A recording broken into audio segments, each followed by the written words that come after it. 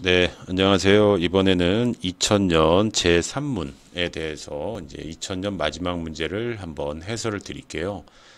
자, 뭐 거듭 말씀드리지만 뭐 중요한 내용은 아니지만요. 그 2000년은 벌써 22년 전이기 때문에 문제 복구가 그렇게 리얼하지는 않아요. 그래도 충분히 어떤 취지로 냈는지 저희가 유추할 수 있거든요. 자, 이 당시 2000년 당시에는요, 이 돌아가신 배무기 교수님 책에서 시험 문제가 집중적으로 나왔습니다. 제가 연차별로 해설을 드리겠지만 그 시대별로 출제가 되는 교수저가 좀 있어요. 근데 이거는 계속 바뀔 수 있기 때문에 전반적으로 그래도 네다섯 건 정도 되는 책의 내용은 어느 정도 숙지를 좀 하셔야 돼요. 자, 이 당시에는 어쨌든 그 우리나라가 IMF 이후에 정년퇴직자가 정말 무의미할 정도로 엄청난 구조조정을 했기 때문에 이 정년퇴직제가 시대적으로 화두가 됐어요. 그래서 이 부분이 정통경제학하고 노동경제학, 노동이 들어갔잖아요. 그래서 시대상을 어느 정도 반영을 하는 문제라고 볼 수가 있어요. 자, 그럼 문제를 보시게 되면은 여기서 단어 자체가 한계 생산성 가치라고 나왔어요. 이 노동경제학을 하시면 아시겠지만 이 가치는 영어로 value고요. VMP를 의미하기 때문에 여기서 얘기하는 임금은 아마도 그 당시에 다시 문제가 복구가 된다면 명목 임금으로 분명히 주어졌을 거예요. 이게 한계 생산성이라고 주어지면 실질 임금으로 주어지겠지만 이 당시에는 당연히 명목 임금이라고 유추할 수 있는 거고요. 근데 특이하게 문제가 정년퇴직제가 불필요하다라는 주장에 대해서 논의해달라고 그랬거든요. 왜냐하면 기존 정통 교과서에는요, 정년퇴직제에 대한 설명이 있지 이게 쓰잘데기가 없다 이런 얘기는 없어요. 그러니까 그 마지막에 이거에 대해서 논평을 한번 해주셔야 되는 문제가 되는 거예요.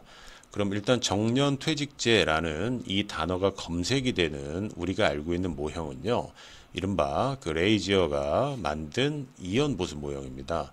그래서 그 이연보수 모형을 한번 126선에서 볼게요. 자, 보시면 2000년 제3문이라고 나와 있고요. 노동자의 생애임금, 정확하게는 생애임금이죠. 그래서 여기 이제 보시다시피 T라고 해서 근속이 이렇게 나와 있고요.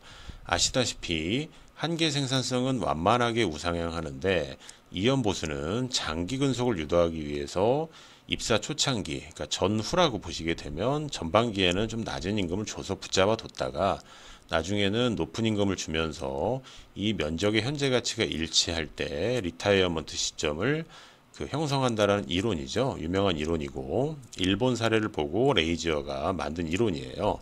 그래서 생산성보다 가파른, 이거보다 훨씬 더 가파른 우상향의 경력 또는 근속 임금 곡선을 설계한다라는 거예요. 그럼 이렇게 하는 이유는 그 이 문제 출제를 하던 당시에는 정년이 있었기 때문에 장기 근속을 유도하기 위한 거였는데 이 당시에 시대가 바뀌었죠. 이제는 정년을 보장하기가 어려운 거예요. 근데 그거는 마지막에 논평을 해주셔야 되는 거고요. 일단 이연보수의 설계와 그 효과라고 해서 여기 나와 있는 현재 가치로 할인하는 식을 써주셔야 돼요.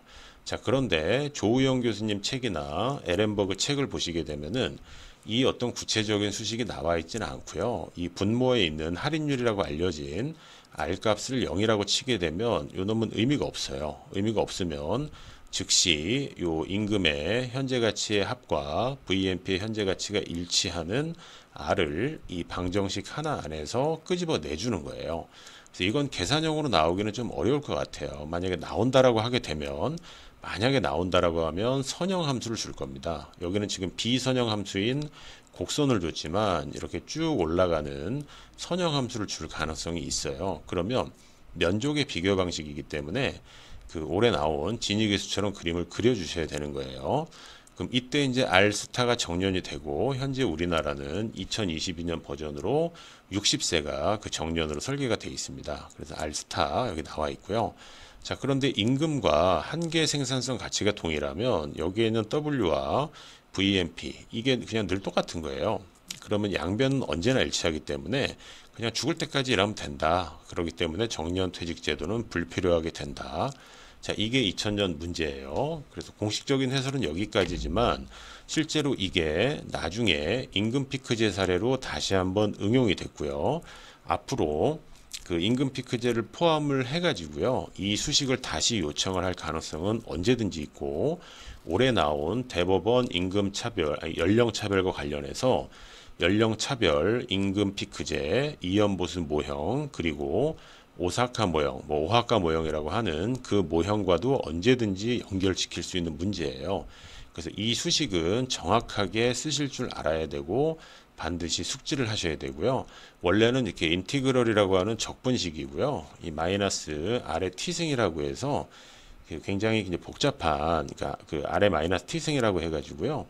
복잡한 좀 식으로 들어가야 되는데 그거는 우리 시험 범위를 그 2의 마이너스 rt승입니다. 2의 마이너스 자연수 2의 마이너스 rt승으로 할인을 해주셔야 되는데 그건 우리 시험 범위를 넘어가니까 조금 그쪽까지는 계산형으로 내기는 어렵고요.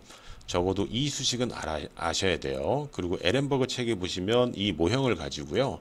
이 입사 후기의 면적이 여기에 있는 이 DAB 면적보다 BCE 면적이 왜 더 큰가 이거에 대한 그 논의도 있어요. 이거는 현재 가치로 할인을 해야 되기 때문에 이쪽이 더 마치 그린랜드처럼 더 큰 게 이쪽으로 땡겨 오면은 더 작아질 수밖에 없는 수학적인 요인이에요. 그래서 그 부분도 뭐 나중에 나올 수 있고요. 그래서 제가 이제 늘 강조드리는 거는 그 기출 문제는 다시 나온다. 그리고 나오더라도 여기서 막판에 변형을 하게 되어 있는데 현재는 정년 퇴직제가 불필요하다. 이렇게 2000년 당시에 나왔고요. 앞으로는 이쪽에 입사 후기 면적이 왜 더 큰가 혹은 임금 피크제와 또 연결시키고 그 오학과 모형까지 가서 연령 차별과 엮어서 언제든지 낼 수 있고요. 이거는 제가 연차 별로 설명을 드리다 보면은 언젠가는 다시 또 말씀드릴 포인트예요. 자, 여기까지가 2000년 제3문에 대한 해설이었습니다.